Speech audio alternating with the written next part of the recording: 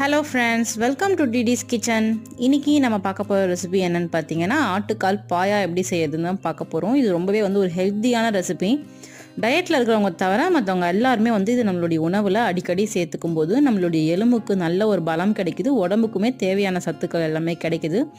இதை சூப்பாகவும் செஞ்சு நம்ம குடிப்பாங்க. இன்றைக்கி நம்ம பாயா எப்படி செய்கிறதுன்னு சொல்லிட்டு தான் பார்க்க போகிறோம். நம்மளுடைய சேனலில் ஆல்ரெடி சூப் போட்டிருக்கோம்.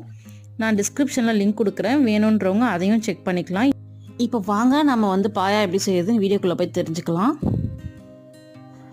ஃப்ரெண்ட்ஸ், இன்னும் நீங்கள் டிடிஸ் கிச்சனை சப்ஸ்கிரைப் பண்ணலாம், கீழே இருக்க சப்ஸ்கிரைப் பட்டனை கிளிக் பண்ணிக்கோங்க. பக்கத்தில் இருக்க பெல் ஐக்கானையும் கிளிக் பண்ணிக்கோங்க. உங்கள் ஃப்ரெண்ட்ஸ் அண்ட் ஃபேமிலிக்கு ஷேர் பண்ணுங்கள். ஃபஸ்ட்டு நம்ம பாயா செய்கிறதுக்கு ஒரு மசாலா அரைக்கணும். இதுக்கு நான் தேங்காய் கொஞ்சம் எடுத்துருக்கேன். தேங்காவை இந்த மாதிரி சின்ன சின்ன துண்டுகளாகவும் போட்டுக்கலாம், இல்லைனா துருவியும் போட்டுக்கலாம். அப்புறம் அரை ஸ்பூன் அளவுக்கு சோம்பு போட்டுக்கலாம். ஒரு ஸ்பூன் அளவுக்கு கசகசா போட்டுக்கலாம். அரை ஸ்பூன் அளவுக்கு மிளகு போட்டுக்கலாம். ஒரு 10 முந்திரி பருப்பையும் போட்டுக்கலாம். முந்திரி பருப்பு இல்லைன்னா ஸ்கிப் பண்ணிக்கலாம். முந்திரி பருப்பு போட்டால் ரொம்பவே நல்லாயிருக்கும். இப்போ இந்த மாதிரி நல்லா ஃபைனாக அரைச்சி எடுத்துக்கோங்க. இப்போ நம்ம சமையல் செய்ய ஆரம்பிச்சிடலாம். ஒரு குக்கரில் நான் 1 டேபிள் ஸ்பூன் அளவுக்கு கடலெண்ணெய் ஆட் பண்ணிக்கிறேன். எண்ணெய் நல்லா காஞ்சதும் இதில் அரை ஸ்பூன் சீரகம், அரை ஸ்பூன் சோம்பு, இது ரெண்டுத்தையும் போட்டு தாளிச்சிக்கலாம். கூடவே ஒரு ஸ்டார், அப்புறம் 1 இன்ச் பட்டை, 5 லவங்கப்பூ, 2 பிரிஞ்சி இலை, இதையும் போட்டு நம்ம தாளிச்சிக்கலாம். இதெல்லாம் கொஞ்சம் ஃப்ரை ஆனதும் 2 முழு பச்சை மிளகாவை நம்ம இதில் போட்டுக்கலாம். ஜஸ்ட் ஃப்ளேவருக்கு தான். அப்புறம் ஒரு கொத்து கருவேப்பிலையும் போட்டு நம்ம ஃப்ரை பண்ணிக்கலாம். இதில் நான் ஒரு 20லேருந்து 25 சின்ன வெங்காயம் எடுத்திருக்கேன். சின்ன வெங்காயம் நம்மளுடைய நல்ல டேஸ்ட் கொடுக்கும், அதுக்காக சின்ன வெங்காயம் எடுத்துக்கலாம். இல்லைன்றவங்க பெரிய வெங்காயமே நம்ம ஆட் பண்ணிக்கலாம். இப்போ இந்த வெங்காயம் லைட்டாக வதங்கினதும் இதில் 2 ஸ்பூன் அளவுக்கு இஞ்சி பூண்டு பேஸ்ட் போட்டுக்கலாம்.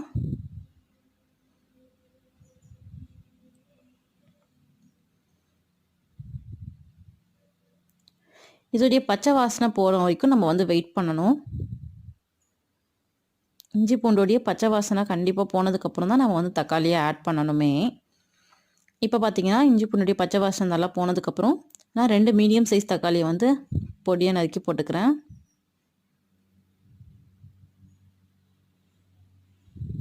இப்போது தக்காளி நல்லா வதங்கிடுச்சு. தக்காளி நல்லா வதங்கினதுக்கப்புறம் நம்ம மசாலா ஆட் பண்ணலாம். இப்போது நான் அரை ஸ்பூன் அளவுக்கு மஞ்சள் தூள் போட்டுக்கிறேன். எப்பயுமே நம்மளுடைய நான்வெஜ் சமைக்கும்போது மஞ்சள் தூள் கொஞ்சம் அதிகமாக யூஸ் பண்ணுறது நல்லது. 1 ஸ்பூன் அளவுக்கு ரெட் சில்லி பவுடர், 1.5லேருந்து 2 ஸ்பூன் அளவுக்கு தனியாத்தூள் போட்டுக்கலாம். காரம் கொஞ்சம் அதிகமாக வேணுன்றவங்க 1 ஸ்பூன் தனியாத்தூள் போட்டால் கூட போதும். தேவையான அளவுக்கு உப்பு போட்டுக்கலாம். இது எல்லாத்தையும் போட்டு நல்லா மசாலா வாசனை போகிற வரைக்கும் நம்ம இதை நல்லா கலரி விட்டுடலாம்.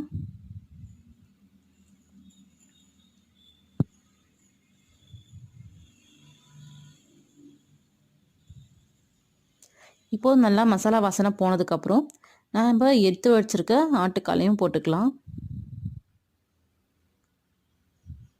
நல்லா கலரி விட்டுருங்க.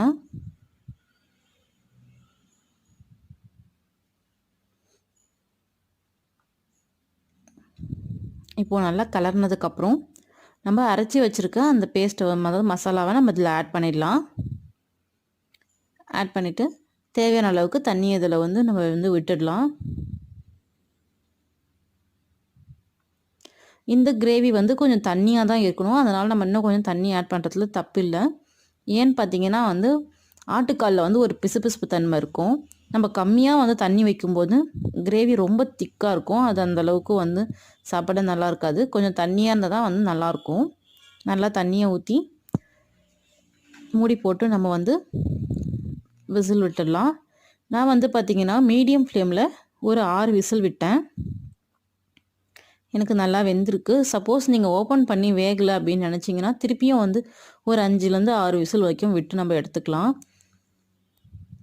இப்போது நம்மளுடைய பாயா தயாராகிடுச்சு. நல்லாவே வெந்திருக்கு. கொத்தமல்லி தழை போட்டு நம்ம சர்வ் பண்ணிடலாம்.